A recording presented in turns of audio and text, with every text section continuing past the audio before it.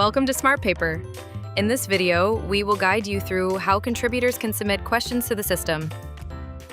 Open your browser and enter SMARTPAPER domain. Once the page loads, please enter your username and password to log in.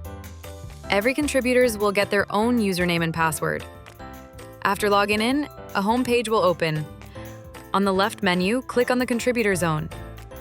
Inside the Contributor Zone, click on the Submit question.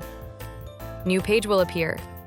Select the grade, then select the subject, then choose the book for the selected subject, and then choose the specific chapter, and please select the question category. Now, choose the appropriate term and enter the marks for the question. In the question field, type your question. Please submit only one question at a time. And in the answer field, please provide the correct answer. Once everything is filled correctly, click on the Submit button. Your question has been submitted for the review. Thank you for contributing to the SMARTPAPER.